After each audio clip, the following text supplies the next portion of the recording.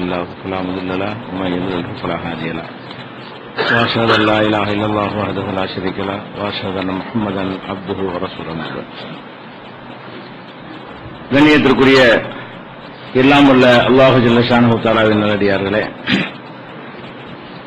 இஸ்லாத்தின் பார்வையில் சூனியம் என்ற இந்த தொடரிலே நபிகள் நாயகம் ஸல்லல்லாஹு அலைஹி வஸல்லம் அவர்களுக்கு சூனியம் செய்யப்பட்டதாகவும் அதனால் அவர்கள் மனநலம் பாதிக்கப்பட்டதாகவும் உடலில் கூட வேதனை ஏற்பட்டதாகவும் புகாரி உட்பட பல நூல்களிலே ஹதீசுகள் பதிவு செய்யப்பட்டு இருந்தாலும் அது இஸ்லாத்தினுடைய பல அடிப்படைகளுக்கு முரணாக இருக்கிறது என்பதில் ஒரு அடிப்படையை நம்ம பார்த்தோம். அதாவது அல்லாஹ்வை போல மனிதன் செயல்பட முடியும் என்கிற ஒரு கருத்து தான் சூனியத்தை நம்பும் பொழுது ஏற்படுகிறது. அப்ப அல்லாஹ்வை போல யாரும் இல்லை எதுவும் இல்லை என்றெல்லாம் நம்ம நம்பிக்கை கொண்டு விட்டு உலம் யகுல்லஹு குஃபுவன் அஹத் என்று அல்லாஹ் ரப்பல் ஆலமீன் தன்னுடைய இலக்கணத்தை அழகாக சொல்லி தந்த பிறகு அல்லாஹ்வை போல இவரும் செயல்படுவாரு, சூனியம் வைக்கிறாரு அவரும் செயல்படுவார் என்று நம்பினால் அவ குர்ஆனுடைய அந்த வசனத்தை நிராகரிக்கக்கூடிய ஒரு நிலைமை ஏற்படுகிறது என்பதை பார்த்தோம். இப்படி நம்ம சொல்லும் பொழுது எதிராக இதை நியாயப்படுத்தக்கூடிய உலமாக்கள் என்ன சொல்வார்கள்? நபிமார்கள் எப்படி அற்புதம் செஞ்சாங்க, அவங்க செஞ்சதும் மனிதன் செய்கிறது இல்லையே, கைத்தறியை போட்டு பாம்பாவது மனிதன் செய்கிற ஒரு வேலையா, அதைத்தான் நபிமார்கள் செஞ்சாங்க. இறந்து போனவரை ஈசா நபி உயிர்ப்பித்தாங்களே, அது மனிதன் செய்யற வேலையா அல்லாஹ் செய்யற வேலையா? நம்ம அல்லாஹ் செய்யற வேலையை தானே நபிமார்கள்லாம் செஞ்சிருக்கிறாங்க என்ற ஒரு கேள்வியை கேட்டு இந்த சிகரை சூனியத்தை நியாயப்படுத்துகிற காட்சியை நம்ம பார்க்கிறோம். அது எப்படி தவறு என்பதை நேற்று விளக்கியிருக்கிறோம். நபிமார்கள் அவங்க ஒன்றுமே செய்யவே கிடையாது. அல்லாஹ்விடத்தில் அனுமதி ஆர்டர் வரும்போது இது அல்லாஹ் சொல்கிறான் என்று சொல்லி அவர்கள் வழியாக வெளிப்படுமே தவிர அவங்க நினைச்ச நேரத்துல செய்ய மாட்டாங்க, நினைச்சதையெல்லாம் செய்ய மாட்டாங்க. அந்த மாதிரியான ஆட்கள் அவர்களுக்கு இல்லை என்பதை பல வசனங்களை சான்றாக கொண்டு சொல்லி காட்டியிருக்கிறோம். அதே போல என்ன செய்வாங்கன்னு கேட்டா, இப்ப தஜ்ஜால் என்று ஒருவன் வருவான் நம்புறோம். இது நபிகள் நாயகம் ஸல்லல்லாஹு அலைஹி வஸல்லம் பல ஹதீசுகள்ல இதை பற்றி சொல்லப்பட்டிருக்கிறது. இந்த தஜ்ஜால் என்ன செய்வான்? அவன் பயங்கரமான சில வேலைகள்லாம் செய்வான். அதை வைத்து மக்களை எல்லாம் தன்னுடைய தன்பகை ஈர்ப்பான். இப்படியான ஒரு செயல்கள் அவன் செய்யற ஒரு காரியத்துல இறந்தவரை உயிர்ப்பிக்கிறது அடங்கும். ஒரு ஆளை மௌத்தாக்கிட்டு அப்புறம் உயிர்ப்பித்து காட்டுவான். அப்ப அல்லாஹ்வை போல யாரும் செயல்பட முடியாது, அப்படியான நம்பக்கூடாது என்று சொன்னீர்களேயானால் அப்ப தஜ்ஜாலை நம்பலாமா? தஜ்ஜால் வருவான் என்று சொல்லி அவன் அந்த மாதிரி இறைவனை போலவே என்ன செய்வான், செத்து போனால உயிராக்குவான் என்றெல்லாம் வருகிறது. அப்படின்னா அதுவும் செய்யா. அப்ப தஜ்ஜால் வருவான் என்று நம்புவது சிறுக்கு தானே. இந்த சிகரை சூனியத்தை சிறுக்கு என்று சொல்லுவீர்களே, ஆனால் தஜ்ஜால் என்று ஒரு வருவான் என்று நீங்கள் நம்பி அவனுக்கு மனிதனுக்கு இல்லாத பல ஆட்கள் இருப்பதாக சொல்லுவீர்களே, ஆனால் அதுவும் தானே சிறுக்கு என்று ஒரு கேள்வி கேட்பாங்க. நபிமார்களை வைத்து கேட்பதை போல தஜ்ஜாலை வைத்து கேட்பார்கள். இந்த கேள்வியும் மேலோட்டமாகத்தான் சரியானதாக தெரியுமே தவிர சிந்தித்து பார்த்தீர்களேயானால் இதுவும் தவறானதுதான். ஏனென்று கேட்டால் தஜ்ஜால் என்று ஒருவன் வருவான் என்பதை ஆதம் அலைஹிஸ்ஸலாத்தில் இருந்து நூஹ் அலைஹிஸ்ஸலாத்தில் இருந்து எல்லா நபிமார்களும் உம்மத்துக்கு எச்சரிச்சிருக்கிறாங்க. இந்த மாதிரி ஒருத்தன் வருவான், சில காரியங்களை சோதனைக்காக வேண்டி அவன் செய்து காட்டுவான், அவன் மூலம் அல்லாஹ் வெளிப்படுத்துவான். ஆனால் அவனை நம்பிடாதீங்க, அவன் தன்னை கடவுள் என்று சொல்லுவான். நபிகள் நாயகம் ஸல்லல்லாஹு அலைஹி வஸல்லம் அவர்கள் அவனை பற்றி என்னவெல்லாம் எச்சரிக்கிறாங்க? நான் தான் இறைவன் என்று சொல்லுவான். அவன் இறைத்தன்மைக்கு தான் சொந்தம் கொண்டாடுவான். இப்படி ஃபிரௌன் நான் தான் இறைவன் என்று சொன்னானோ அந்த மாதிரி தஜ்ஜால் என்ன செய்வான்? நான் தான் இறைவன் என்று சொல்லுவான்.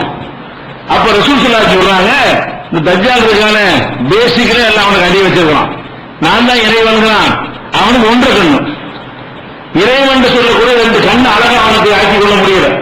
நான் தான் இறைவன்கிறான், ஒன்றை கண்ணு உள்ளது பார்க்கறது அருவருப்பா இருக்குமா இல்லையா? உள்ளதுலே ரொம்ப அருவருப்பானது எது? ஒன்றை கண்ணுக்காரனுக்கு மாப்பிள்ளை பொண்ணு கிடைக்குமா, மாப்பிள்ளை கிடைக்குமா? அந்த மாதிரியாக அனைவரும் வெறுக்கத்தக்க ஒரு தோற்றம் எது? ஒன்றை கண். ஒரு கண்ணு நல்லா இருக்கும், ஒரு கண்ணு எப்படி இருக்கும்? அது பார்க்கறதுக்கு என்ன செய்ய, அந்த ஒரு அரக்கண்ணா இருக்கும்போது வாயெல்லாம் வலிச்சுக்கிட்டு போய் ஒரு டைப் ஆகிருக்க பார்த்தாலே. அப்ப இங்க நான் தான் இறைவன்கிறான், இறைவன் சொல்லும் போது இல்லைன்னு சேத்தல கொடுக்கலாம் பாருங்க. ரசூலுல்லாஹி சொல்றாங்க, உங்கள் இறைவன் ஒரு கண் மூலமானவன் இல்லை, தஜ்ஜால் வந்து தன்னை இறைவன் என்று சொல்லுவான், அதை நம்பி ஏமாந்து விடாதீர்கள், அவனுக்கு ஒன்றரை கண்ணு தான் இருக்கும் அப்படின்னு சொல்லும் பொழுது முதல் எச்சரிக்கை பண்ணிடுறாங்க. ஒருத்தன் வருவான் என்று சொல்லி அவன்கிட்ட சில விஷயங்கள் வெளிப்படுறதை வைத்து நீங்க கடவுள் நினைச்சிடாதீங்க, அப்படி கிடையாது. அவன் பலவீனத்தை சேர்த்து சேர்த்து என்ன செய்யறான், காட்டுறான். அது மாத்திரம் இல்லாம அவனுடைய நெத்தியில காஃபிர் என்று எழுதப்பட்டிருக்கும். நெத்தியிலேயே விளையாட்டு சொல்லணும்ல, அவன் தலையில் எழுதியாச்சு, அந்த எழுத்து இல்ல, நெசமாவே எழுதப்பட்டிருக்குமா. ரசூல் ஸல்லல்லாஹு சொல்றாங்க, காஃபிர்னா காஃபு ஃபேரே எழுதப்பட்டிருக்கும். அப்படியே நான் சொல்றேன், நிஜமாகவே நெத்தியில் இப்படி எழுதப்பட்டிருக்கும் காஃபு ஃபேரேன்னு. அப்ப நான் தான் இறைவன்னா அவன் நெத்தியில காஃபின்னு எழுதப்பட்டிருக்கு. படைக்கும் போது அல்ல என்ன செய்யறான்னு கேட்டா, இவன் கடவுளுங்கிறான், இவன் கடவுள் கிடையாது, இவன் இறைவன் நிராகரிக்கக்கூடிய ஒரு காஃபிர் வந்தாகிறது என்று உலகத்துக்கே காட்டுற மாதிரியான பலவீனத்தை வைத்து மற்ற யாருக்கும் இல்லாத ஒரு பலவீனம் இது. நம்ம எத்தனை காஃபிர்கள் உலகத்தில் இருக்கிறாங்க, நெத்தில எழுதி விட்டுருக்கா? எத்தனை காஃபிர்களை பார்க்கணுமா இல்லையா? எத்தனை இறை மறுப்பாளர்கள், இறை நிராகரிப்பாளர்கள் உலகத்தில் இருக்கிறார்கள், வந்திருக்கிறார்கள். ஃபிரௌன், அபூ ஜஹல் எல்லாம் கூட இருந்திருக்கிறார்கள். அவங்க எல்லாம் செயல் மூலமாக காஃபிர் என்று மக்கள் அறிந்து கொண்டார்களே தவிர நெத்தியில எழுதி வச்சு அதை பார்த்து யாரும் என்ன செய்யல, அறிந்து கொள்ளவில்லை. இவனுக்கு எவ்வளவு பெரிய பலவீனத்தை எல்லாம் கொடுத்திருக்கான்னு கேட்டா, இவன் காஃபிர் என்று எழுதப்பட்டு வருவான். நான் காஃபிர் எழுதப்பட்டிருக்கும் பொழுது அச்சடிச்ச மாதிரி இருக்க முடியாது. எழுதுனா மயில் எழுதுறதில்ல, நல்ல அழுத்தமாக என்ன எம்போஸ் பண்ணுவாங்கல்ல, அந்த மாதிரி எழுதப்பட்டிருக்கும்.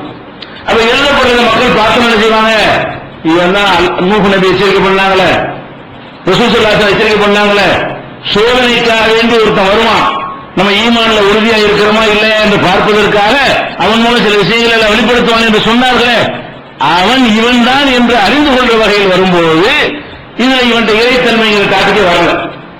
இறைத்தன்மைங்கிற டாபிக் அடித்தலையில் தான் வருது. அதோட என்ன செய்யுதுன்னு கேட்டா, அந்த ஹதீஸை பாருங்க, இறந்தவர் உயிர்ப்பிப்பான் வருதுல, இறந்தவர் உயிர்ப்பிப்பான் என்பது அவன் நினைக்கும் போதெல்லாம் இறந்தவர் உயிர்ப்பிக்கிறது, யாரை நினைச்சாலும் உயிர்ப்பிக்கிறதுங்கிற நிலையில இருப்பானா, அது பற்றி வர ஹதீஸ் என்ன?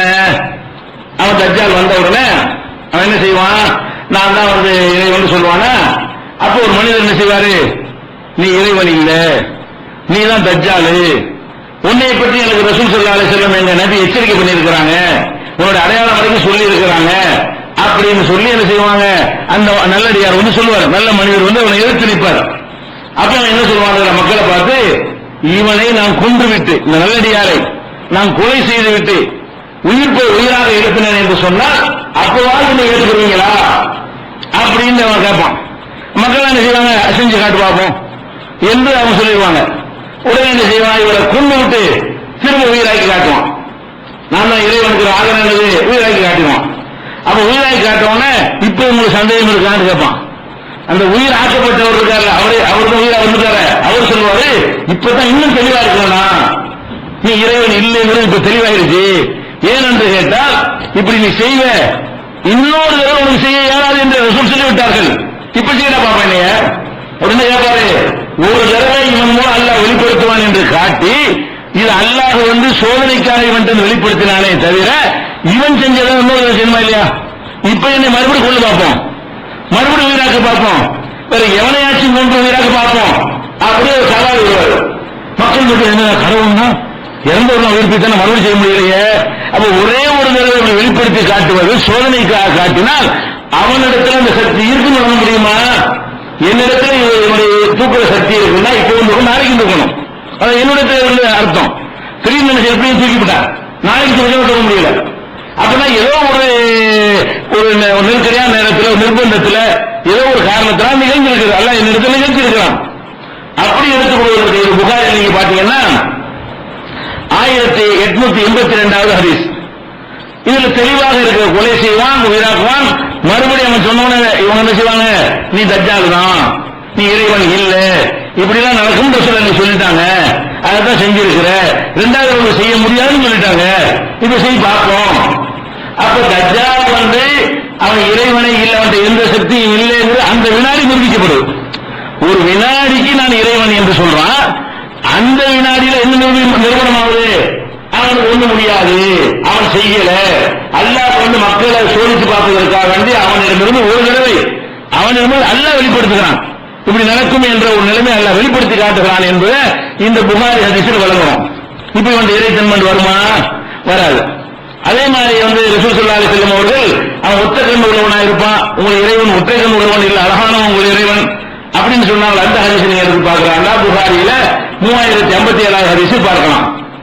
அதே மாதிரி ரசூல் ஸல்லல்லாஹு சொல்றாங்க, இவன் என்ன செய்வான்னு கேட்டா பெரிய மலை அளவுக்கு சொர்க்கம் நரகத்தையெல்லாம் கொண்டு வருவான், சொர்க்கம் மாதிரி ஒண்ணு காட்டுவான்.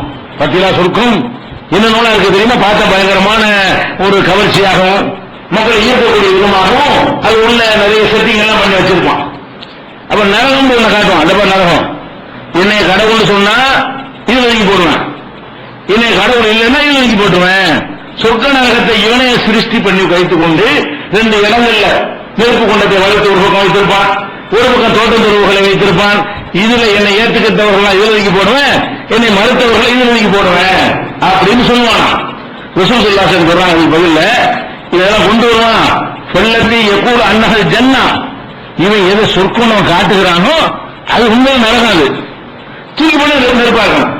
கண்ணுக்கு அப்படி தெரிகிறதே தவிர உள்ள தூக்கி போட இருக்கேன் நரகமாக இருக்கும். எதை நரகம் என்று சொல்கிறானோ அது சொர்க்கமாக இருக்கு. அவன் எதை நரகம் சொல்றான் அதுல நீங்க விழுந்துருங்கள், அதுதான் சொர்க்கமாக இருக்கும் என்று நபிகள் நாயகம் ஸல்லல்லாஹு அலைஹி வஸல்லம் சொல்லி இது ஒரு செட்டிங் பண்ணியிருக்கானே தவிர நிஜம் அல்ல. இவன் எதை சொர்க்கங்களால நரகமாக இருக்கிறது, எது நரகங்களால சொர்க்கமாக இருக்கிறது என்கிற அளவுக்கு ரசூல் ஸல்லல்லாஹு அலைஹி வஸல்லம் தஜ்ஜாலை பற்றி விளக்கி இருக்கிறார்கள். இது புகாரில 3338 ஹதீஸில் இருக்கிறது. அதே மாதிரி இதே கருத்து 3450 புகாரில இருக்கிறது.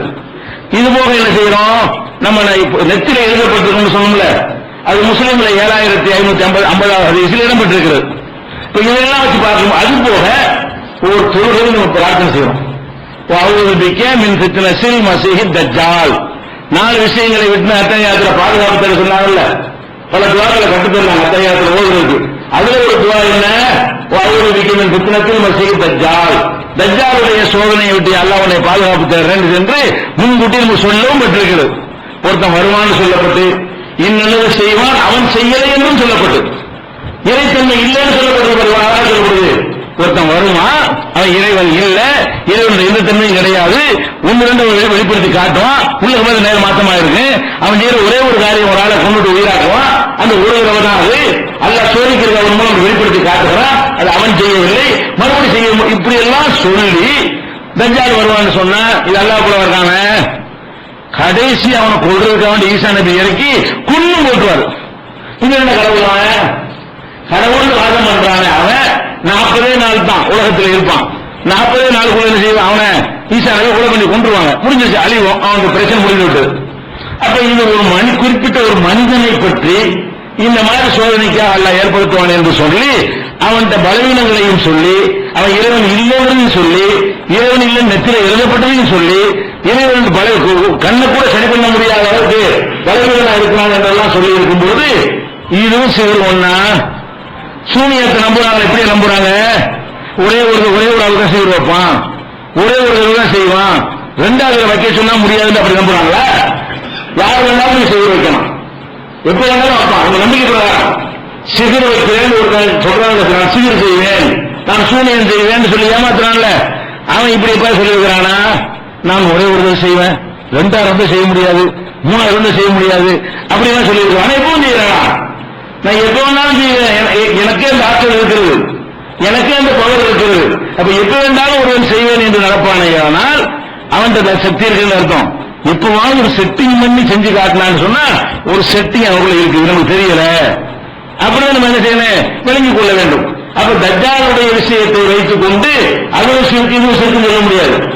தஜ்ஜாலுக்கு எந்த இறைத்தன்மை இல்லை என்று அவ்வளவு தெளிவாக சொல்லப்பட்டிருக்கு. இறைவன் செயல்படுறமா அவன் செயல்படல என்று அவ்வளவு தெளிவாக சொல்லப்பட்டிருக்கு.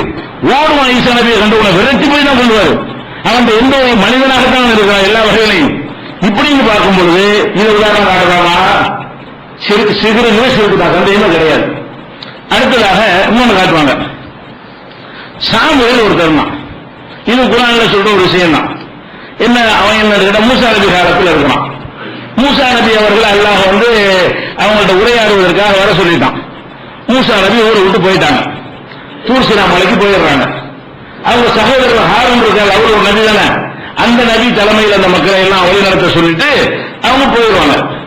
போனவன் என்ன செய்வான், இவன் சாம்புரிங்கிறவன் ஒரு காலமாட்ட தூதர் மூசா நபி போவார்ல, அந்த தூதருடைய காலடி மண்ணை கொஞ்சம் எடுப்பான், எடுத்து வந்து தங்கத்துல ஒரு சிற்பம் மாதிரி செஞ்சு அந்த மண்ணத்துக்கு அது மேல போடுவான்.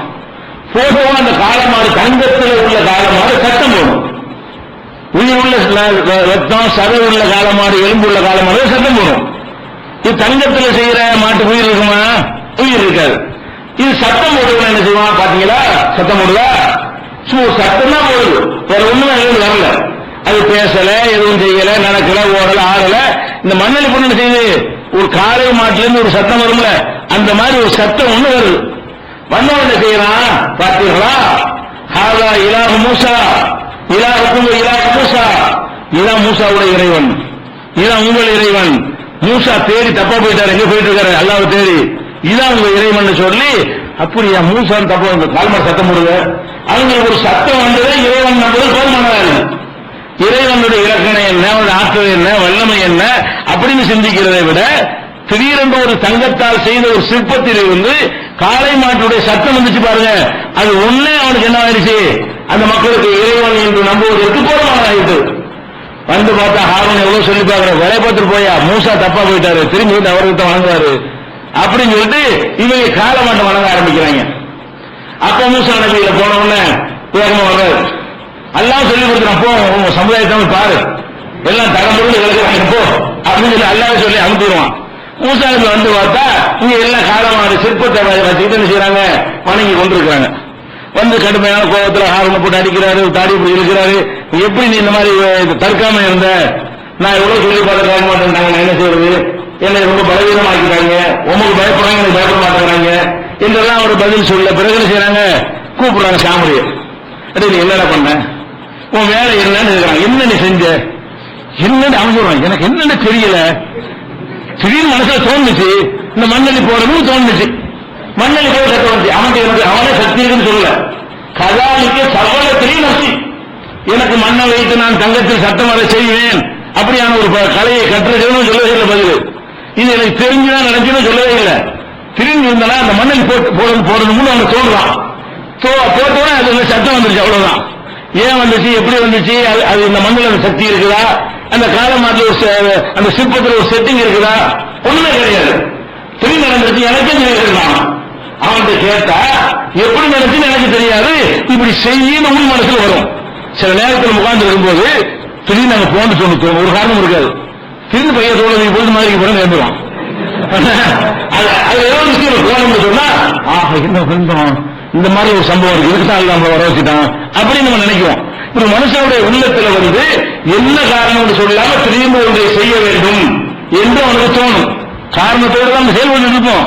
எப்பவாவது அரிதாக வாழ்க்கையில், எப்பவாவது அரிதாக எல்லா மனுஷனுக்குமே திடீரென்று ஒன்றை செய்யணும்னு தோண செஞ்சிருவான். அப்படியான ஒரு விஷயமாகத்தான் அவன் விசாரிக்கிறார் மூசா நபி. காலகமா ஹத்துபுகையா சாமரி, சாமரியே உன் மேட்ரு என்ன, உன் விஷயம் என்ன, உங்களை கண்டிச்சாச்சு, நீ என்னப்பா சொல்ற? அவன் என்ன செய்யறான்? பசத்து விமானம் ருசுரோபிகி, அவர்கள் காணாத ஒன்றை நான் கண்டேன். கபலத்து கபலத்தம் நகரை ரசூரி, தூதருடைய காலடி மண்ணிலிருந்து ஒரு கைப்பிடி எடுத்தேன். நபத்துவா, அது மாதிரி வீசினேன். கல்லாடிக்க சபலத்திலே நப்சி, இப்படி உன் மனசுல தோன்றியது. இதுக்கு இந்த ஆட்கள் இருக்கிறாரு தெரியாது, அப்படி தோன்றியது அப்படின்னு சொல்லி சொல்றான். அப்ப என்ன செய்யறாங்க? மூசா அப்படியா, இப்ப கடவுள் முடியல, இன்னொரு சத்தம் கொடுக்கணும். அது காலமாடு தானே, சிற்பத்துக்கு உயிர் இருக்கு, கடவுள் தானே, அது இன்னொரு சத்தம் போட்டு சொல்லணும்னு கேட்கிறாங்க. சத்தம் வரல. அப்ப அல்லாஹ் கேட்கிறான், அவளா இரவுன அல்லாஹ் எரிஜி அயிலையும் கவுலா, அந்த காளை மாடு சிற்பம் வந்து இன்னொரு தடவை அந்த சத்தத்தை போடாது என்று விளங்க மாட்டார்களா? அதுவே அந்த சத்தத்தை போடுமையானால் எப்ப பார்த்தாலும் போட்டுட்டே இருக்கணும். அதிலிருந்து அந்த சத்தம் வருவதாக இருந்தால், ஒரு மாடு நினைக்குமா சத்தம் வருமா இல்லையா? அது எப்போலாம் நினைக்கிறதோ அப்போ ஒன்றாவது மாட்டுடைய சத்தத்தை வெளிப்படுத்திட்டு இருக்கும். ஒரு ஆடு அதனுடைய சத்தத்தை எப்போ விட்டாலும் அது விரும்புற நேரத்தில் எல்லாம் வெளிப்படுத்திக் கொண்டே இருக்கும். ஒரு நாளைக்கு விட்டு கவனிச்சோம் 30-40 கட்டும். அந்த மாதிரி அதனுடைய தன்மையாக இருந்தால், இந்த சிற்பத்துக்கு இந்த மாதிரி தன்மை இருக்குமே, ஆனால் பேசிக்கிட்டு ஒரு 4 பேர் சத்தம் கொடுக்கணுமா இல்லையா? அது என்ன அல்லாஹ் என்ன இருக்கான்னு கேட்டு அல்லாஹ் செஞ்சா இதுல இவனுக்கும் தெரியாது. இப்படி செஞ்சா இவங்க எப்படி இருக்காங்க, இப்படி சத்தத்தை வர வச்சா இதை கடவுள்ங்கிறாங்களா, கடவுள் இலக்கணத்தை ஒழுங்கா புரிஞ்சிருக்கிறாங்களா? அல்லாஹ் யாரும் விளங்கி நடக்கிறாங்களா, இப்ப ஏதாவது கிருத்தமா ஏதாவது பண்ணா கூட நம்பிட்டு பின்னாடி போயிடுவாங்களா என்று சோதிப்பதற்காக அல்லாஹ் செஞ்சு காட்டினான்னு சொல்லிட்டு உன் கடவுளை கொண்டாங்க, அதை எடுத்துருவாங்க அந்த சிற்பத்தை சொல்லி தீ வச்சு கொளுத்தி சாம்பலாக்கி அதை கடலை நான் கரைத்து விடுவேன் சொல்லி அதெல்லாம் செஞ்சார். அடிச்சு நொறுக்கி அதை தீக்க செஞ்சுட்டாரு, கரைச்சி கடல்ல கலந்துட்டாரு என்கிற அளவுக்கு குர்ஆன்ல அது சொல்லப்பட்டிருக்கிறது. 20வது அத்தியாயத்துல 98வது வசனத்தை படிச்சு பாருங்க.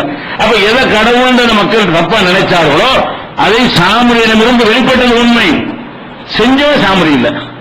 நம்மிடமிருந்து ஒன்று வெளிப்படும், அதை நம்ம செஞ்சிட மாட்டோம். நம்ம செய்யறதாக நம்ம சக்தி உட்பட்டதை செய்தால் தான் நம்ம செஞ்சேன்னு அர்த்தம். நான் சின்ன ஒரு கல்லை விட்டு எறிகிறேன், அது எவ்வளவு தூரத்துக்கு போனா அவ்வளவு தான் போகுது. நான் ஒரு கல்லை எரியும் போது அது தாம்பரத்தில் இருந்தா நானே எரிஞ்சிருக்கிறேன். அப்ப இது வேற என்னமோ அல்ல செய்யலாம், ஒரு இன்னொரு வேற என்னமோ இல்லையா, இப்படி எரிகிறேன், அந்த கல் போய்கிட்டே நீங்க என்ன செய்யுது அங்கே விழுவு. இப்படி மனுஷன் எறிய முடியுமா? மனுஷன் எரிகிற அளவுல எரிந்தால் நான் எரிஞ்சேன்னு சொல்லுங்க. மனுஷன் எரிகிற அளவுல இல்லாம ஒரு வித்தியாசமான முறையில எனக்கு என்னன்னு தெரியாத முறையில அவங்களுக்கு ஒரு போயிடுச்சுன்னு சொன்னா அதை நான் செய்யல. இறைவன் ஏதோ சோதித்து என்னை சோதிப்பதற்கோ அல்ல உங்களை சோதிப்பதற்கோ அவன் நினைச்சா இப்படி ஒன்றை அதிசயமா நிகழ்த்தி காட்டுகிறான். அப்ப இப்படியான ஒரு விஷயமாக ஓரிருவருக்கு நடக்குமையானால் அது இறைவனுக்கு போல சிறுக்குன்னு வராது. இப்ப நிறைய பேர் நடக்கும், உங்களுக்கு நடக்கிற மக்கள் எனக்கு உட்கார்ந்துட்டே இருப்போம், ஓடாண்டு ஏதோ சட்டம் வரும், நம்ம ஓடிப்போம் இந்த கடனுக்கு விழுந்துடும். இப்போ அசரிய மாதிரி வருங்க வாழ்க்கை நம்மளை எல்லாம் காப்பாற்ற நினைச்சாங்க சொன்னா ஒரு மழை கூட என்ன செய்வான், அப்படிதான் செய்வான், பிடிச்ச ஒரு கையை அப்படி தள்ளி விட்ட மாதிரி இருக்கும். ரோட்டில் போயிட்டு இருக்கும்போது கீழே விழுந்துருவோமா, நம்மளை கடந்து லாரி போவோம். நம்ம அந்த இடத்துல கீழே விழுவாம இருந்தா அந்த லாரி நம்ம நசிக்கணும். இப்படி ஒவ்வொரு மனுஷனுக்கு அதிசயம் நடக்கும்.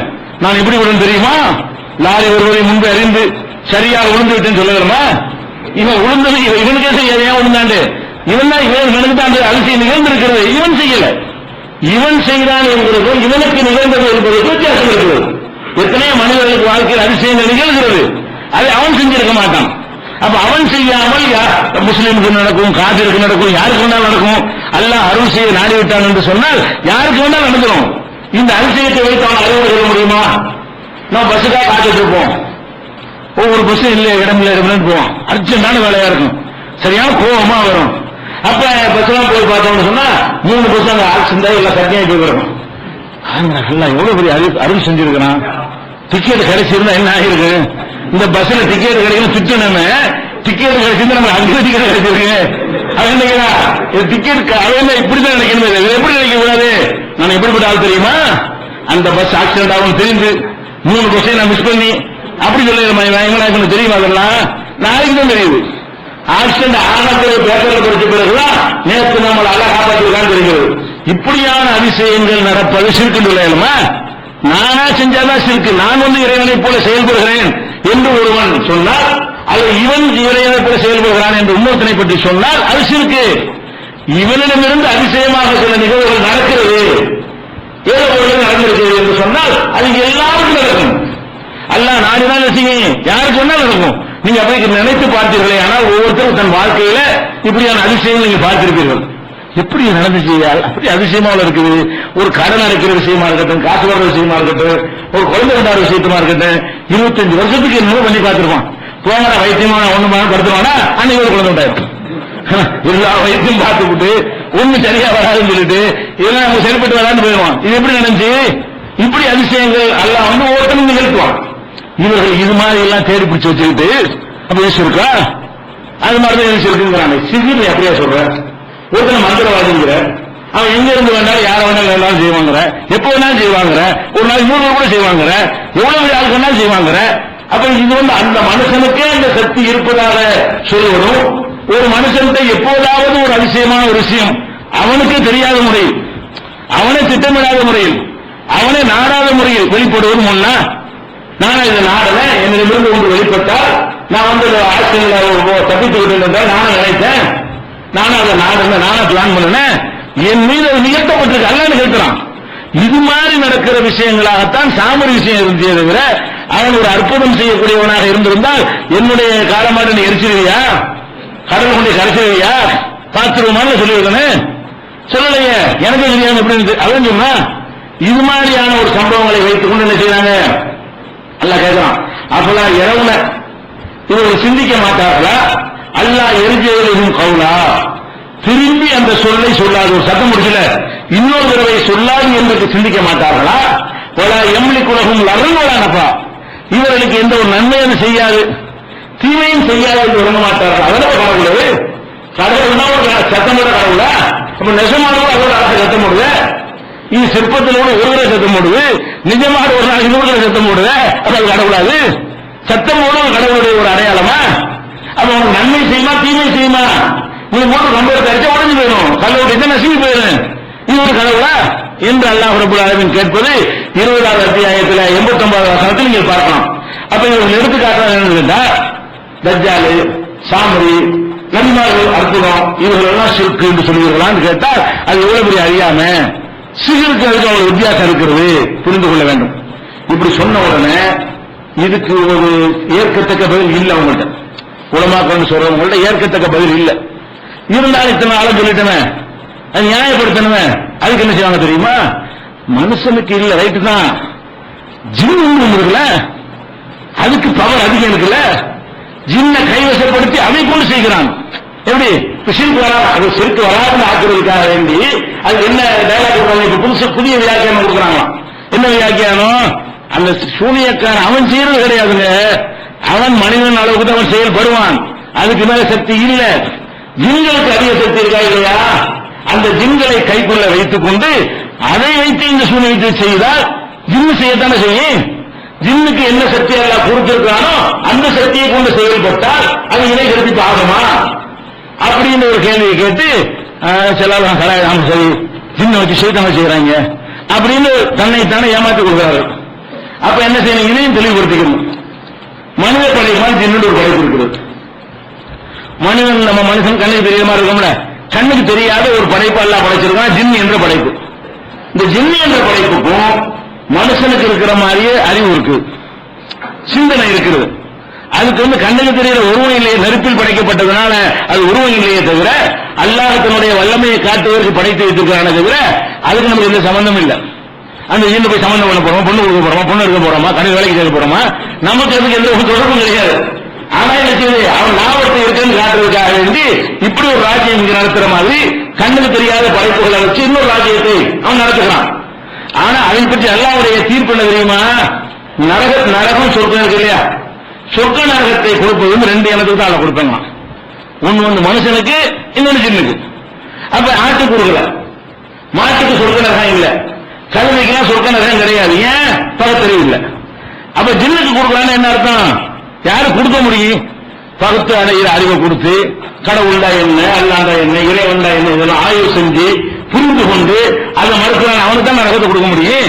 ஆறு சிந்திக்குமா, இறைவன் என்ன ஆய்வு பண்ணுமா, அது பயான் பண்ணுமா, விளக்குமா, நன்மையை தடுக்குமா? அந்த மாதிரி எந்த அம்சமும் இல்லை என்று சொன்னால் அந்த ஜீவனுக்கு என்ன கிடையாது? சொர்க்கம் இல்லை, நரகம் இல்லை. குர்ஆன் எடுத்து பாத்தீங்கன்னு சொன்னா இந்த ஜின்னுக்கும் மனுஷனுக்கும் தான் சொர்க்க நரகம் பல இடத்துல சொன்னான். ஒமா கலக்கில் ஜின்ன ஒரு இன்ச இல்லாத அடிக்கடி கேள்விப்பட்ட வசனம். ஜின்னையும் மனிதனையும் எதற்கு நான் படைத்தேன்? என்னை அவர்கள் வணங்க வேண்டும் என்பதற்கு படைத்தேன். ஜின்னை நான் படைத்ததற்கு காரணம் அந்த ஜின் என்னை வணங்கணும், மனுஷனை நான் படைத்ததற்கு காரணம் அந்த மனுஷனை என்னை வணங்கணும். இது 51வது சூறாவில் 56வது வசனத்தில் இருக்கிறது. அப்ப இது என்ன வழங்குது? நமக்கு நம்ம எப்படி இறைவனை வணங்கணுமோ அதே மாதிரி ஜின்னு வணங்கணும். பகுத்து அறிவு இருக்குன்னு அர்த்தம். எதுக்கு என்ன சொல்ல வர்றேன்? நமக்கு இருக்கிற மாதிரி ஜின்களுக்கு என்ன இருக்குது? பகுத்து உணரக்கூடிய அறிவு, நல்ல ஆய்வு செய்யறோம்ல, அந்த அறிவு இருக்குது என்பதை இதுல இருந்து வழங்குறோம். அதே மாதிரி அல்லாஹ் கேட்கிறான், மறுமை நாள்ல ஜின்களையும் மனுஷனையும் ஒன்றாக நிப்பாட்டி வைத்துக் கொண்டு யா மாஷரல் ஜின்னி வல் இன்ஸ், மனித ஜின் இனமே கூட்டமே, அலம் யாத்திக்கும் ருசுலும் மின்கும், உங்களுக்கு ரசூல்மார்கள் வரலையா? யகுஸூன அலைக்கும் ஆயாத்தி, என்னுடைய வசனங்களை உங்களுக்கு ஓதி காட்டவில்லையா? மனுஷன் மட்டும் எல்லாம் கேட்கல, ஜின்னையும் கூப்பிட்டு வச்சு எல்லாம் கேட்கிறான், உங்களுக்கு தூதர்கள் வந்தார்களா இல்லையா? என்னுடைய போதனைகளை சொன்னார்களா இல்லையா? ஹாஜா, இந்த நாளை நியாய தீர்ப்பு நாளை சந்திக்க வேண்டும் என்று அவர்கள் எச்சரிக்கை செய்தார்களா இல்லையா? அப்ப மனுஷனுக்கு நான் தூதர்கள் அனுப்பி வைத்திருக்கிறேன், ஜின்களுக்கு அனுப்பி இருக்கிறேன், அவங்க போய் மக்களுக்கு நல்வழிப்படுத்தினார்கள், அப்படி வந்தார்களா இல்லையா? ஏன் வழிகட்டு போனீங்க என்று கேட்பேன். 6வது அத்தியாயத்துல 130வது வசனத்தில் எல்லாம் சொல்றான். இதுல என்ன விளங்குது? அவங்களுக்கு தூதர்கள்லாம் போயிருக்கிறாங்க, அவங்களுக்கு வேதங்கள்லாம் போயிருக்குது. அவங்களுக்கு நல்வழி காட்டக்கூடிய நல்லடியார்கள் போய் பிரச்சாரம் பண்ணி இருக்கிறார்கள். அதுக்கு பிறகு நல்லவனானவனுக்கு சொர்க்கமும் கெட்டவனா போனவன் நரகம். நம்மள மாதிரியே மனிதனுக்கு கிடைக்கிற மாதிரி அவங்களுக்கு கிடைக்கும். இது குர்ஆன்ல இருக்கு. அதே மாதிரி அல்லாஹ் சொல்லி காட்டுறான் சூரத்து ரஹ்மான்ல சனஃபுருலக்கும் அய்யுஹல் தக்லான், மனிதரின் கூட்டமே உங்க ரெண்டு பேருக்காகவும் நேரம் ஒதுக்க போறேன் வாங்க விசாரிக்கிறது. உங்க ரெண்டு பேருக்காகவும் நான் என்ன செய்ய நேரத்தை ஒதுக்கி விசாரிக்க போகிறேன் என்று ஒரு இலக்கியமா அல்ல சொல்றான். உங்க டைம் வச்சிருக்க வாங்க, நேரம் முடிச்சு வச்சிருக்க வாங்க என்கிற மாதிரி தண்டிப்பேனிங்கிறதுக்குரிய ஒரு இலக்கிய சொல்லாக இந்த 55-31 வசனத்தில் சொல்லுகிறான். அதே மாதிரி கால ஊதுகுருதி உண்மையின் கது கலத்தின் கபலிக்கும் ஜின்னு வல்லின் பின்னார், ஏற்கனவே நரகத்திற்கு போய்விட்ட ஜின்கள் மனிதர்களோடு சேர்ந்து நீங்கள் பொங்கடான்னு சொல்லப்படும். ஒவ்வொருத்தரையும் நரகத்தில் அனுப்புவதெல்லாம் என்ன சொல்லுவான், உங்களுக்கு வந்து கொஞ்சம் பேருக்கு கிடக்குறாங்க, மனுஷன் கிடக்கிறான், ஜின்னும் கிடக்குது, அதோட செஞ்சே போய் கடை. அப்ப ஜின்னுக்கு என்ன வழங்குது, நரகம் இருக்குன்னு வழங்குது. நரகம் இருக்குன்னு வழங்கினா பருத்தறிவு வழங்குது. அது கட்டளை நீர் முக்கின்னு வழங்குது. அல்லாஹ்வை எதிர்த்து அவங்க நடந்தாங்க என்று வழங்குகிறது. இது 7வது அத்தியாயத்தில் 38 இருக்குது. அதே மாதிரி 7:179 உலக வரானாலி ஜஹன்னம கசீரன் மினல் ஜின்னு வல் இன்சி, நரகத்துக்குன்னு ஜின்களையும் மனிதர்களையும் அதிகமான பேரை தயார் பண்ணி வச்சிருக்கிறோம். நரகத்தில் போடுவதற்காகவே மனுஷர்கள் ஒரு பெரிய தொகையையும் ஜின்கள் ஒரு பெரிய தொகையும் நான் ரெடி பண்ணி வச்சிருக்கிறேன் அப்படின்னு அல்லாஹ் குர்ஆன்ல சொல்லி காட்டுறான். அதே மாதிரி 7:179 11வது அத்தியாயம் 119 வசனத்துல தம்மத்து கலிமத்து ரப்பிக்க, உன் இறைவனுடைய உத்தரவு முழுமையாகிவிட்டது, முழுமை பெற்று விட்டது. என்ன உத்தரவு, லஅம்ர அன்ன ஜஹன்னம மினல் ஜின்னத்தி வன்னாசி அஜ்மஈன், மனிதனையும் ஜின்னையும் போட்டு நரகத்தை நிரப்புவேன் என்று உன்னுடைய இறைவனின் உத்தரவு முழுமை பெற்று விட்டது. நரகத்தில் எல்லாத்தையும் போட்டுவிட்டு சொன்னவர் நடந்துருச்சா, நரகத்தில் போட்டு நிரப்பேன்னு சொன்ன நினைச்சிட்டா என்று எல்லாம் செய்வான், அது கேட்பானா. இது 11:109 இருக்கிறது. இதே கருத்து 32:13 இருக்கிறது. அப்ப முதல் விஷயமாக ஜின்ன வசப்படுத்தி செய்யறவங்களால, அடே ஜின்ன வசப்படுத்துற ஆடா, வசப்படுத்துறது என்று சொன்னால் நம்மள மாதிரி பகுத்தறிவு உள்ள வசப்படுத்த முடியுமா? நமக்கும் பகுத்தறிவு, அதுக்கும் பகுத்தறிவு, ரெண்டு பேருக்கும் பகுத்தறிவு இருக்கும்போது ஒரு யானையை மனசை வசப்படுத்த முடியும். சட்டத்தில் உதவி செய்யலாம், அந்த ஒரு மாஸ்டருக்கு அந்த யானைக்கு யானை பயப்படுது. சிங்கத்தை கூட வசப்படுத்த முடியும். அது எவ்வளவு பெரிய ஆட்கள் இருந்தாலும் மூளை இல்லை, மூளை இருக்குது, அறிவு இல்லை. அது பகவத்தும் வரக்கூடிய அறிவு இல்லாத காரணத்தினால் சிங்கத்தை மனுஷன் வசப்படுத்தலாம், கோழி குஞ்சு எது வேண்டாலும் வசப்படுத்த முடியும். ஏமாத்தி என்ன செய்யலாம், அது நன்மை செய்யற மாதிரி நடிச்சு நம்மளுக்கு பயப்பட வச்சு அது நம்ம சொல்றபடி எல்லாம் செய்யற மாதிரி ஆக்க முடியும். யார் ஆக்க முடியும்? பகுத்தறிவு இல்லாத ஜீவன்களை இப்படி ஆக்க முடியும். அல்ல நமக்கு அந்த ஆற்றலை தந்திருக்கணும். ஜின்ன வசப்படுத்துறாரு, ஜின்ன ஆடா, அது ஒரு மாடு மாதிரி வசப்படுத்தி ஏறி விடுறதுக்கு, நாயை ஏறி விடுவன சூண்டு ஒரு கடிக்கும்ல, என்ன நினைச்சுக்கிட்டான், ஒரு நாய் தான் நினைச்சுக்கிட்டான் ஜின்களை. ஜின்களும் ஒன்னே மாதிரி அறிவுள்ளது. அப்ப உனக்கு இருக்கிற அதுக்கு இருக்கும்போது ஒரு மனுஷனை எப்படி வசப்படுத்தி பார்ப்போம்? நீ ஜின்ன வசப்படுத்துறீங்கள, ஜின்ன வசப்படு ஒரு மனுஷனை வசப்படுத்தி வச்சுக்கிட்டு இவன் சொல்றதெல்லாம் கேட்க மாதிரி ஆக முடியுமா? ஆக முடியாது. அவனை கொள்ளு, இவன் தின்னு பீய தின்னு திங்குமா? சினிமா இருக்கிறான், இவன் ஆகப்பட்ட திங்குமா? திங்க ஒரு மனுஷன். அப்ப ஒரு மனுஷனை ஒரு மனுஷனுக்கு வசப்படுத்த முடியாது. ஜின்னு நம்மளை விட பவர்ஃபுல்லானது. அறிவோட வைத்து கொண்டு பார்த்தால் பவர் அதிகம். யார் யாரை வசப்படுத்த முடியும்? பகுத்தறிவு சமம். ஆற்றல் ஜின்னு கூட நம்ம கூட தான், ஜின்னு தான் கூட. நம்முடைய சக்தி ஒரு லிமிட்டுக்கு உட்பட்டது. ஜின்னுடைய சக்தி எப்படிப்பட்டது? சுலைமான் நபி காலத்துல பக்கத்துல ராணி இருக்கிறாங்க, ஒரு அம்மா ராஜ்யத்தை ஆண்டுட்டு இருக்கிறாங்க. அவங்க அல்லாஹ்வுக்கு இணை கற்பிக்கிறாங்க என்ற செய்தி அந்த பறவை சொல்லுகிறது. சொன்ன உடனே என்ன செய்யறாங்க, சுலைமான் நபி அந்த சிம்மாசனத்தை, அந்த அம்மாவுடைய சிம்மாசனத்தை இங்க யார் கொண்டு வர்றா கேட்கிறாங்க. அப்ப அந்த சபையில இஃப்ரீத் என்கிற ஒரு ஜின் இருக்குது. அந்த ஜின் என்ன சொல்லுதுன்னு கேட்டா, ஆனா ஆத்திக்கு பிஹி கபல அன் தக்கும இந்த மகாமிக்க, நீங்க உட்கார்ந்து இருக்கிற இடத்துல இருந்து எந்திரிக்கிறதுக்குள்ள கொண்டு வந்துருவேன். அது எங்கேயோ இருக்கும், அந்த சிம்மாசனம் வேற ஒரு நாட்டில் இருக்கு. அந்த அம்மாவுடைய சிம்மாசனத்தை இங்க தூக்கிட்டு வந்து யாருன்னு கேட்கிறாங்க. அப்ப ஜின்னு இஃப்ரீத் மேல ஜின்னி, இஃப்ரீத் என்கிற அந்த ஜின்னு சொல்லுகிறது, நான் கொண்டு வந்துடுறேன். எவ்வளவு நேரத்தில் கொண்டு வருவேன்? நீங்க உட்கார்ந்து இருக்கிறாரு எந்திரிக்கிறதுக்குள்ள. இதுக்கு எத்தனை செகண்ட் வரும் பாத்துக்கிறேன். உட்கார்ந்து ஒரு ஆள் எந்திரிக்கிறதா இருந்தா அது என்ன செய்யுங்க, ஒரு 20 செகண்ட் வரலாம் முழுசா வர்றதுக்கு. இந்த டயத்தோட என்ன செய்யுங்க, கொண்டு வந்துடுவேன். இன்னி அழகில கவியும் நமீன், இதுல எனக்கு அந்த ஆற்றல் வலிமை இருக்கிறது, எனக்கு செய்ய முடியும் அப்படின்னு சொல்லுது. அப்ப ஆளுநரை இந்த இல்முல் கிதாப் வேதத்தை அறிந்து கொண்டிருந்த இன்னொரு ஜின்னு சொன்னது ஆனா ஆத்திக்கு கபலாக எத்தனை இலைக்கு தரப்புக்க நீங்க கண்ணை மூடி திறக்கிறவங்க கொண்டா வச்சிடும். அது ஒரு செகண்ட் தான் வரும். நீ உட்கார்ந்துட்டு எந்திரிக்கிறதுக்கு ஒரு 20 செகண்ட் வரும்னு சொன்னா கண்ணை மூடி திறக்க எவ்வளவு வரும்? கண்ணை மூடி திறக்கிறதுக்கு பிறகு செகண்ட் கண்டுபிடிச்சான். ஒரு கண் சிமிட்டை வச்சுதான் செகண்டே அளவிடலாம். அப்ப கண் மூடி திறக்கிறதுக்குள்ள நான் கொண்டு விடுவேன் அப்படின்னா கண்டுபிடிக்கிறது இருக்குது. அது சொல்லி முடிச்சுட்டு கண்ணை திறந்து பார்க்கறது இருக்குது. கண்ணை மூடி திறந்து பார்க்கிறாரு, அந்த சிம்மாசனம் எங்க இருக்கு? அவருக்கு முன்னாடி இருக்குது. பலம்மா முஸ்தகரன் எந்தவோ அவருக்கு முன்னாடி இருப்பதை பார்த்த உடனே ஆதாமின் பல்லுரப்பி, இது என் இறைவன் எனக்கு தந்த பெரிய அருட்கொடை, என்னை சோதித்து பார்க்கறான், நான் நன்றி உள்ளவனா இருக்கிறேன்னா இறைவனுக்கு மாறு செய்கிறேன் சோதித்து பார்ப்பதற்காக இறைவன் எனக்கு தந்திருக்கிறான்னு சுலைமான் நபி சொன்னாங்க. இது 27வது அத்தியாயத்துல 38, 39, 40 வரிசையா பார்க்கலாம். இது என்ன வழங்குது? எங்கேயும் இருக்கிற சிம்மாசனத்தை கண்ணை மூடி திறக்கிறவங்க இங்க கொண்டு வர்றதா இருந்தா மனித ஆற்றலை விட கோடி மடங்கு ஆற்றல் கூட நடந்ததா? அந்த சிம்மாசனத்தை நம்ம கொண்டு வர்றாங்க, கோடி செகண்ட் வருமா இல்லையா? ஒரு இடத்துல உள்ளது கொண்டு வந்து சேர்க்கிறதாக இருந்தால் அவ்வளவு தேவைப்படும். அந்த காலத்துல இந்த ஜின்னுக்கு எவ்வளவு தேவைப்படல? கண்மூடி திறக்கிறது ஒரு போறது இல்லை, வர்றது இல்லை, அவ்வளவு பாஸ்ட், அவ்வளவு வேகம் போய் தூக்கிட்டு வந்து வச்சிருச்சு. அப்ப நம்ம என்ன பார்க்கணும்னு கேட்டா, ஜின்னுக்கு நம்மள மாதிரி பகுத்தறிவு இருக்குது, ஆனா ஆற்றல் நம்மளோட கூட. ஆற்றல் கூடவும் பகுத்தறிவு இருக்கிறாள் நம்மளை வசப்படுத்துமா?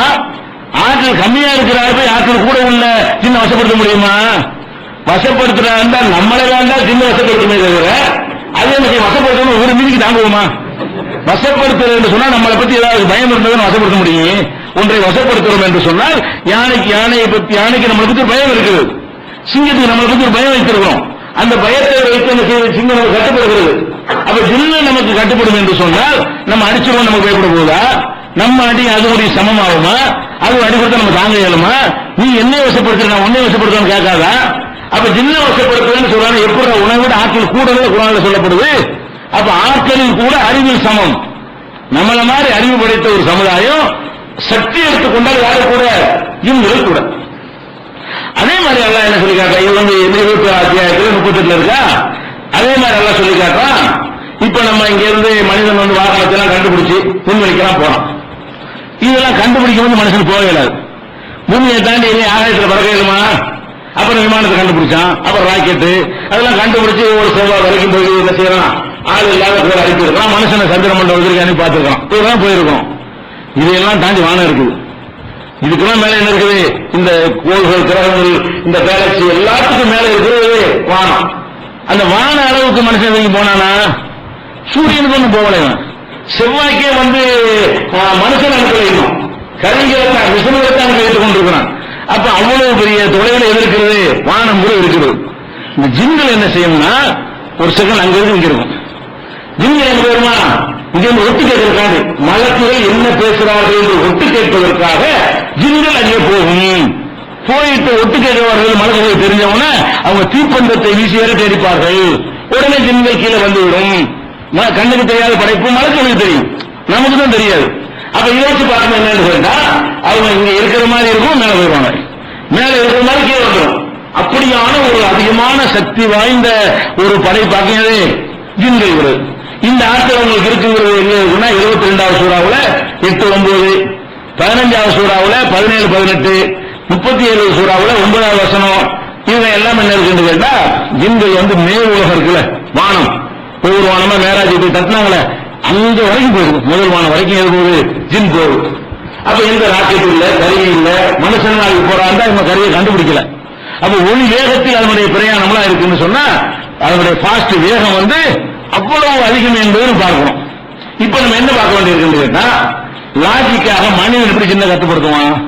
சரி, அப்படி குரான்லயாவது மனிதர்களே நீங்கள் நினைத்தால் ஜின்களை கட்டுப்படுத்தலாம் அல்லாஹ் சொல்லி இருந்தா ஓகே. அல்லாஹ் படைச்சிருக்கான் ஜின்ன, அதை வச்சு நம்ம நம்புறோம், பார்த்துக்க நம்புறோம். அல்லாஹ் சொல்வதை தான் ஜின்ன நம்புறோம். அந்த அல்லாஹ் எங்கேயாவது ஒரு இடத்துல நீங்கள் ஜின்னை கூட வசப்படுத்தலாம், ஜின்னு சொல்ல கேட்போம் அப்படின்னு எங்கேயாவது அல்லாஹ் சொல்லி இருந்தா அந்த ஜின்னை வசப்படுத்தி அதை கொண்டு இந்த காரியத்தை செய்யலாம் நம்பலாம். அப்ப ஜின்னை வசப்படுத்த முடியாதுங்கிற கான்செப்ட் எல்லாத்தையும் பார்க்க இருக்குது. இன்னும் சொல்ல போனா ஜின்னை வசப்படுத்த இயலவே இயலாது என்றும் குரான் சொல்லுவது. எப்படி சொல்லுதுன்னு கேட்டா, சுலைமான் நபிக்கு ஜின் அல்லாஹ் வசப்படுத்தி கொடுத்தான். அதை சொல்லும் போது என்ன சொல்றான்னு கேட்டா, இவருக்காக எந்த வேலை சொன்னாலும் செய்யக்கூடிய வகையில் ஜின்களுக்கு நம்ம உத்தரவு போட்டோம். அந்த உத்தரவை செயல்படுத்துகிறதா என்று நாம் கண்காணித்துக் கொண்டிருக்கிறோம். சுலைமானுக்கு கட்டுப்படணும் என்று சொல்லி ஜின்களுக்கு அல்லாஹ் என்ன செய்யறான், ஒரு ஆர்டர் போடுறான். அந்த ஆர்டரின் காரணத்தினால சுலைமானு கட்டுப்படுத்திய தவிர இல்லைன்னா சுலைமானுக்கு போட்டு போயிடுறது. சுலைமானோட பவர்ஃபுல்லானது. அப்ப சுலைமான் நபிக்கு நிறைய காற்றை வசப்படுத்தி கொடுத்தான், பறவைகளை வசப்படுத்தி கொடுத்தான், எறும்புகள் பேசுவது கூட ஒரு புரிந்து கொள்ளக்கூடிய ஆற்றல் எல்லாம் கொடுத்தான். உலகத்தில் யாருக்கும் கொடுக்காத ஒரு ராஜ்யத்தை அவர் கொடுத்தான் இல்லையா? அதுல ஒன்றுதான் இது ஜின்களை வசப்படுத்துறது. ஒரு சைத்தான்கள் ஜின்கள்ல யகூசுனலஹு, அவருக்காக முத்து குளிக்கிறவர்கள் இருந்தார்கள். யாமலூன் அமலன் தூணதாலிக்க, இது அல்லாத பல வேலைகளை செய்து கொண்டிருந்தார்கள். குன்னாலகும் லஹாஃபிதீன், அவங்கள நான் கண்காணிச்சுட்டு இருக்கிறேன். ஜின்கள் ஒழுங்கா வேலை செய்தான்னு சொல்லி நான் வசப்படுத்தி கொடுத்து அதை கண்காணிச்சுட்டு இருக்கிறேன். எனக்கு பயந்து செஞ்சிச்சு அப்படின்னு அல்லாஹ் சொல்வது மூலமா என்ன வழங்குது? மற்றவனுக்கு முடியாது. ஜின்ன இயற்கையா கட்டுப்படுத்த இயலாது.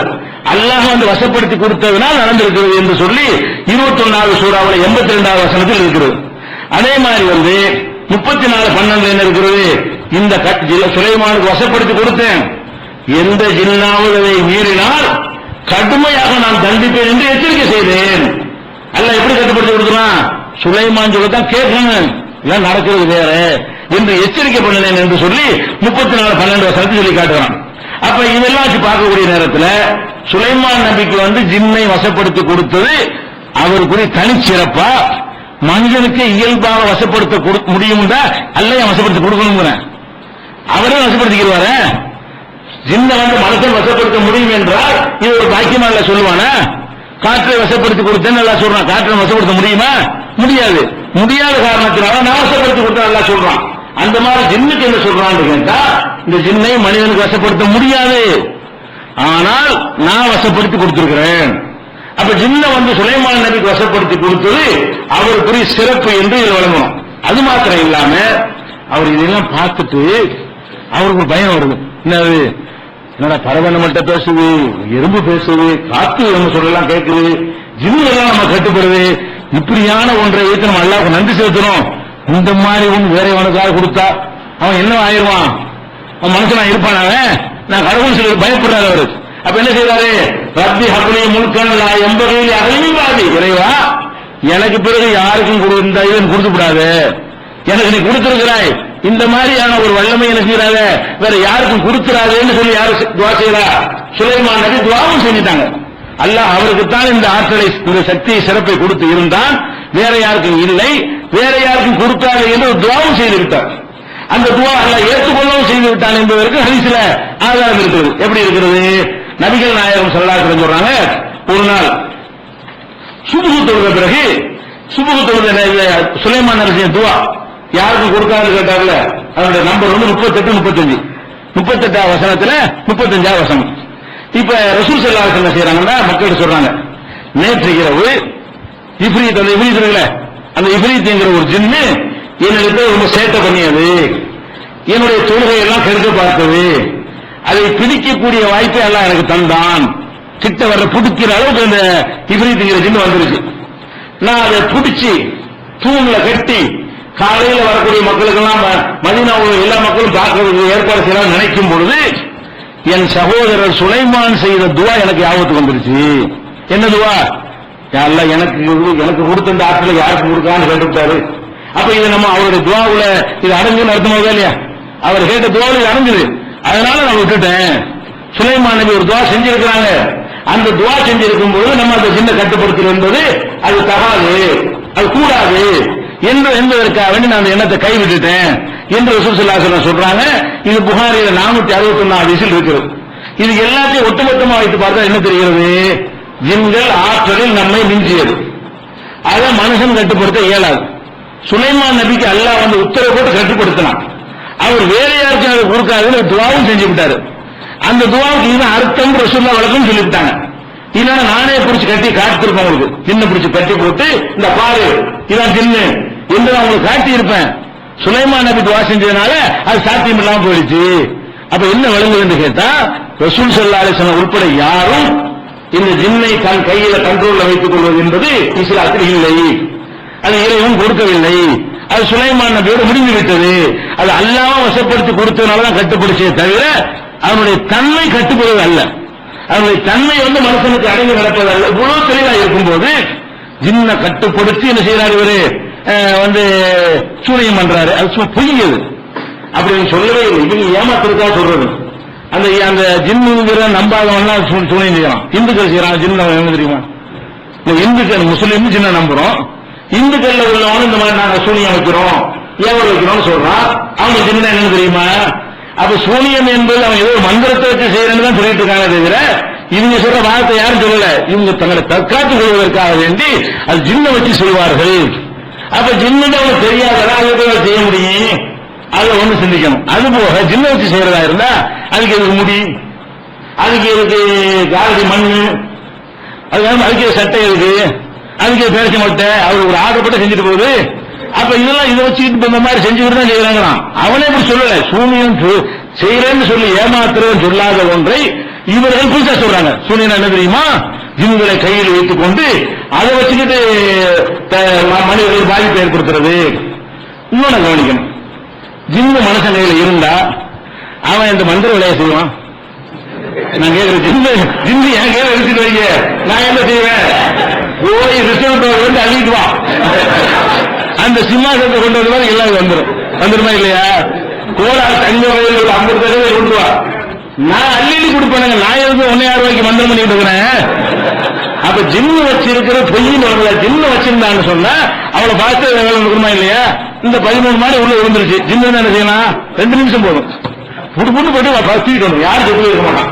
நசுங்கி செத்தவனை தவிர மூச்சு தண்ணீரை செத்தவன் யாரும் சாக மாட்டான். ஜின்னு மட்டும் இருக்குமே. ஆனால் என்ன செஞ்சிருக்கலாம்? ஒரு உத்தரவு அப்படி செஞ்சிருந்தது. அவ்வளவு பவர்ஃபுல்லான சக்தி வாய்ந்த ஒரு படைப்பு தானே. அப்ப இந்த ஜின்னு வச்சுக்கிறவன் எவனாச்சும் செஞ்சானா? சரி, முஸ்லீம்கள் எவ்வளவு பேர் இருக்கிறான். நான் தான் ஜின்ன வச்சுக்கிட்டு இருக்கிறேன், ஜின்ன வச்சுதான் சூனியம் பண்றேன். முஸ்லீம்களுக்கு எவ்வளவு பாதிப்பு குஜராத்ல வந்துச்சா இல்லையா? ஜின்ன ஏற்பட வேண்டிய 2 ஜின் அனுப்ப வேண்டியானே. 2 ஜின் அனுப்புனா குஜராத்ல ஏற்பட்டுமா? 2 ஜின்னு டோட்டலா கவுத்திட்டு வந்துருமே. அது செஞ்சிடும். அது மாதிரி செய்யலாம். அதே மாதிரி அமெரிக்கா போய் ஈராக்ல கொண்டு போட்டு அழிச்சான், அப்பாய் மக்கள் கொண்டான். அவன் ஜாதிக்கு தூக்கிட்டு வச்சுக்க வேண்டியானே. ஜின்ன ஏறி விட்டு முஸ்லீம் பேர் முஸ்லீம்களை ஏமாத்துறான். அதுல ஜின்னு ஒன்று இருக்க நெசமாக இருக்குமே. ஆனால் இப்ப செஞ்சு ஜின்னு செஞ்ச வேலை நீ செஞ்சியா? இல்ல. அப்ப என்ன செய்யற? ஜின்னு இருக்குன்னு சொல்லி 11 ரூபாய் கொடுங்க, 100 ரூபாய் கொடுங்க. அதுவே இல்லை. நம்ம 100 ரூபாய் 11 ரூபாய் கேட்டாலே அர்த்தம் இவன் ஒண்ணுமே கிடையாது. சும்மா நம்முடைய அறியாமை பயன்படுத்தி ஏமாத்துறான்னு கருதே இல்லையா? அப்ப நடைமுறையை சிந்திச்சு பார்த்தால் கூட அப்படி ஜின்ன வசப்படுத்தி வைக்கிறவன் என்ன செய்ய வேண்டிய நீ அவன்கிட்ட போங்க. இப்ப நான் உன்னை அடிப்பேன், நீ திருப்பி அடிக்கூட ஒரு ஜின்னு தான் அடிக்கணும். என்ன செய்யணும்? அவன் போய் என்ன கேட்கணும்? நீ ஜின்னு வச்சுக்கிறீங்க, நான் இப்ப உன்னை அடிக்க போறேன். சின்ன பெரிய சோழங்களா நீ சும்மா சமைச்சுக்கிட்டு வர வேண்டியதில்லை. நான் உன்னை அடிப்பேன்.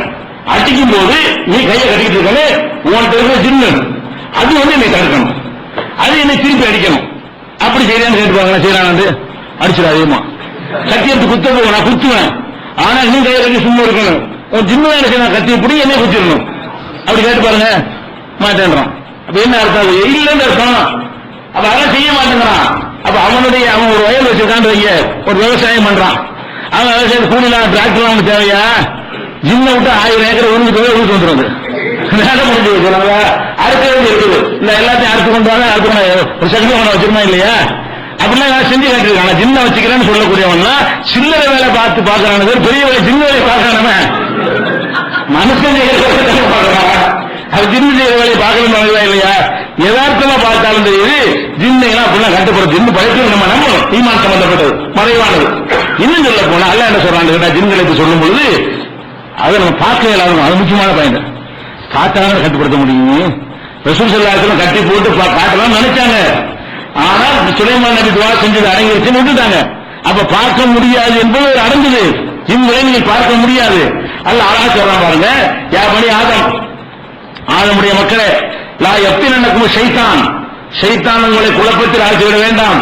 கமா அஹ்ரஜ அபவைக்கும் மினல் ஜின்ன ஜன்னா, சொர்க்கத்திலிருந்து உங்கள் பெற்றோரை ஆதம் அவ்வாறு வெளியேற்றினால அந்த மாதிரி உங்களை குழப்பிவிட வேண்டாம் என்று சொல்லிட்டு, இன்னஹு யராக்கும் ஹுவ வ கபீலுஹு, அந்த ஷைத்தானும் அவனுடைய இனத்தாரும், இனத்தாரும் ஜின்னு அந்த இனத்தை சேர்ந்தானவன்.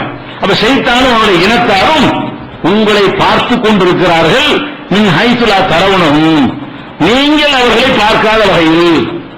நம்மளை ஜின்னு பார்த்துட்டு இருக்கு, நாம் அதை பார்க்கல. அப்ப பார்க்கிறோம் வசப்படுத்த முடியுமா, பார்க்காம வசப்படுத்த முடியுமா? நல்லா யோசிச்சு பாருங்க. எதை வசப்படுத்த முடியும்? பார்க்கிறோம் வசப்படுத்த முடியாது. பார்க்காம மறைஞ்சிருக்குன்னு அது எதையாவது செஞ்சா நம்ம பயந்துருவோம். மண்டை அடிக்க மாதிரி எவனும் இருக்காது. சொல்ற கேட்கறியா சவுண்ட் வரும், கேட்டுருவோம் இல்லையா? அவ பார்த்துக்கிட்டு இருந்தா பயன்படுத்த நம்மள மறையிற தன்மை அல்ல கண்டாங்க. இப்ப நான் கண்ணுக்கு தெரியாத ஒரு சக்தியால கண்டு யாரும் என்னை பார்க்க முடியாதுன்னு உலகத்தை ஆட்டி படிச்சிருவோம்ல. நான் என்ன செய்ய, பெரிய ஒபாமா கிட்ட போய் நிற்பேன். பிளேட்ல என்னன்னு பார்க்க மாட்டாங்க. அமெரிக்காவில் சோதனை கூட என்ன பண்ண முடியாதுன்னு தெரிய மாட்டேன். நான் மட்டும் விசா இல்லாம அமெரிக்காவில் இறங்குவேன். அங்க வெள்ள மாளிகைக்கு போவேன், மண்டல ஊங்கி காட்டிப்பேன். அது பயந்து ஒரு சத்தம் ஒண்ணு கொடுப்பேன். ஒழுங்கா ஈராக்ல திருப்பி வந்துரு. யாரு வசப்படுத்த முடியும்? யாரு மறைந்து நிற்கிறானோ அவனுக்கு வசப்படுத்துறது சக்தி அதிகம். என்ன வேணாலும் செய்யலாம். என்ன மறைய ஒரு சத்தம் வர ஆள் அன்றும் அப்படி போயிடும். அப்ப மறைந்து இருக்கிறவன் நம்மளை மிரட்டி வசப்படுத்த முடியுமா? மறைவாயில் வெளிப்படையா இருக்கிறவன் மறைவா இருக்கிற மிரட்ட முடியுமா? அப்ப என்ன சொல்றீங்க? எல்லாம் உள்டா பேசுறாங்க. அல்லாஹ் சொல்றான், இன்னஹு யராக்கும் ஹுவ கபீலுஹும் மின் ஹைஸு லா தரவுனஹும், நீங்கள் பார்க்காத வகையில் உங்களை சைத்தான் ஜின்னை எல்லாம் பார்த்துட்டு இருக்காங்க. இங்க ஜின்னு நம்ம பார்த்துட்டு இருக்கு, ஆனா நம்ம அதை பார்க்கல. ஆனா பார்த்தா அது பாட்டுக்கு நம்மள ஒண்ணு போகாது, அது வருஷமா இருக்குது. ஜின்கள் யாருக்குமே இருக்கு, அது நம்ம கண்ணுக்கு வருது அதுவாக பார்த்துட்டு போயிட்டு இருக்கோம். அப்ப அந்த மாதிரி இருக்கும்போது ஜின்ன வசப்படுத்துறது இருக்குமா? இருக்காது. அப்ப ஜின்ன வசப்படுத்தி செய்வோம் என்று சொல்வார்களே, ஆனால் அது அப்பட்டமான பொய். அதன் விளைவிக்கணும். முதல் ஒரு பாயிண்ட் நம்ம சொல்லி வேண்டும். சிஹ்ர் என்பது அல்லாஹ்வுக்கு இணை கற்பிக்கிற ஒரு செயல் தான். அல்லாஹ்வை போல ஒரு மனிதன் செயல்படுவான் என்று அதுக்குள்ள அடங்கி இருக்கிறது. சிஹ்ர் நீங்க நம்பினீர்களே, ஆனால் சில மனிதர்களுக்கு அல்லாஹ்வை போல சக்தி இருக்கிறது. சில விஷயங்கள் அல்லாஹ் செய்யற மாதிரி எந்த சாதனத்தை யூஸ் பண்ணாம அவங்க என்ன வேணா செய்வார்கள். இது ஷிர்கான ஒரு விஷயம் என்று நம்ம சொல்றோம். அதுக்கு ஆதாரமாக நிறைய காரணம் அல்லாஹ்வை போல யாரும் இல்லை என்ற ஆதாரங்கள்லாம் சொல்லியிருக்கிறோம். அதே போல இது ஷிர்க் இல்லை என்றவர்கள் என்ன எடுத்து வைக்கிறார்கள், அது எப்படி தவறு என்பதை நம்ம நினைச்சிட்டோம், அதை பார்த்துட்டோம். அடுத்தபடியாக இது ஒரு விஷயமாச்சா, ரசூல் ஸல்லல்லாஹு அலைஹி வஸல்லம் சிஹ்ர் வச்சதா சொல்றாங்க. இந்த ஹதீஸா தானே? ஹதீஸ்ல என்ன இருக்கு? ரசூல் ஸல்லல்லாஹு அலைஹி வஸல்லம் அவர்களுக்கு லபீத் பின் அஸ்லம் என்கிற ஒரு யூதன் சிஹ்ர் வச்சுட்டான். அவங்க மனநோயாளி ஆயிட்டாங்க, அவங்களுக்கு வேதனை ஏற்பட்டது, இது 6 மாசம் இருந்தது, ரொம்ப பாதிப்பு உள்ளானார்கள் அப்படின்னு சொன்னால் அது வேற என்னென்ன விளைவை ஏற்படுத்து? முதல்ல ஷிர்க், அது முடிஞ்சிருச்சு. உங்களுக்கு எனக்கு செஞ்சா ஷிர்கோட முடிஞ்சிடும். எனக்கு சிஹ்ர் வச்சான்னு நம்பினீங்க வைங்க, அது ஷிர்க் மட்டும்தான். ரசூலுல்லாஹ்வுக்கு சிஹ்ர் வைத்து விட்டால் அது ஷிர்க் அல்லாத இன்னும் பாரதூரமான பல விஷயங்களுக்கு எதிராக நிற்கும். ஏன்னா அல்லாஹ்வுடைய தூதர் அவங்களுக்கு போய் ஒரு மனநோயாளி ஆக்கி விட்டான்னு வைங்க, மனநோயை ஆக்கினால் எப்படிப்பட்ட மனநோயை? செஞ்சது செய்யலைங்கிறது, செய்யாத செஞ்சேங்கிறது. அது மனைவியிட்ட தாம்பத்தியம் பண்றது கூட தப்பா நினைக்கிற அளவுக்கு மனநோய் இப்படி ஆளாகிவிட்டால் அப்ப அவங்க பேசின பேச்சுகள் எல்லாம் மனநோயில பேசினதா நெசமா பேசினதா? ஹதீஸ் எல்லாம் டவுட் ஆகி போயிடும், குர்ஆன் எல்லாம் டவுட் ஆகி போயிடும். இந்த ரசூலுல்லாஹ்வுக்கு சிஹ்ர் வச்சீங்கன்னா தலையில வந்துச்சு, காய்ச்சல் வந்துச்சுன்னா அது ஒரு கணக்கு. இதுல முக்கியமான கணக்கு என்ன வருது? செய்யாததை செய்தேன் என்றார்கள், வகி வராததை வந்தது என்றார். அது ஒரு மாதிரியா? அல்லாஹ் சொன்னான்னு வசனம் சொல்றாங்க. அது அல்லாஹ் சொன்னானா இந்த சிஹ்ருடைய வேலையா? சந்தேகம் வரும்ல. இந்த சிஹ்ர் செய்யப்பட்டு இருந்தால், ரசூல் ஸல்லல்லாஹு அலைஹி வஸல்லம் மனநோயாளி ஆகி இருந்தால் அவங்க எதையாவது சொன்னார்களே, மக்கள் என்ன நினைப்பாங்க? இந்த ஆள் 6 மாசமா ஒரு மாதிரியா இருக்காரு, அதுல உளர்றாரு, அப்ப அல்லாஹ் சொன்னான்னு சொல்லுவது பொய், அப்படி வருமா வராதா? அப்ப இந்த ரசூலுல்லாஹ்வுக்கு சிஹ்ர் செய்யப்பட்டது என்று நீங்க நம்பினீர்களே, ஆனால் பொதுவாக சிஹ்ர் செய்யப்பட்ட நம்பினீர்களே ஷிர்கோட போயிடுது. ரசூலுல்லாஹ்வுக்கு சிஹ்ர் வைத்தால் நம்பினீர்களே, ஆனால் ஷிர்காவும் போயிடுது. ரசூல் ஸல்லல்லாஹு அலைஹி வஸல்லமுக்கு அருளப்பட்ட குர்ஆனில் அது சந்தேகத்தை ஏற்படுத்துகிறது. குர்ஆன் சுய நினைவோடு சொன்னதா, அது அந்த 6 மாசத்துல வந்த விஷயங்கள் கூட பொய்யா வருமா? இல்ல. மற்ற 23 வருஷத்துல 22 வருஷம் அந்த சுயநினைவா இருந்தாங்க. ஒரு 6 மாசம் சுயநினைவு இல்லாம இருந்தாங்க செஞ்சது செய்யல. அப்ப 6 மாசம் வந்த வசனங்கள் எல்லாம் எதுவும் இல்ல. அது குர்ஆன் எப்படி இருக்க முடியும்? 6 மாசமா அவங்க ஒண்ணு சொல்லக்கூடிய நிலையில் இருந்தாங்களே, இந்த ஹதீஸ் பிரகாரம் நம்ம அப்படி நம்பல. அவங்க எந்த பாதிப்பு வரல, எப்போதும் ஸ்டடியா இருந்தாங்க, அல்லாஹ் அவங்களை பாதுகாத்து வச்சான், அது நம்ம ஈமான். ஆனா சிஹ்ர் நம்பினால் என்ன வருது? நபி ஸல்லல்லாஹு அலைஹி வஸல்லம் மனநோய்க்கு ஆளானார்கள் 6 மாசம் என்று சொன்னால் அது குர்ஆனில் சந்தேகத்தை ஏற்படுத்த, இரண்டாவது குற்றத்தை ஏற்படுத்தும். அதை விவரமாக விரிவாக இது மேலோட்டமா சொல்லியிருக்கோம். அது எப்படி எல்லாம் பாதிப்பை ஏற்படுத்தும் என்பதற்கான ஆதாரங்களை இன்ஷா அல்லாஹ் நாளைக்கு பார்க்கலாம்.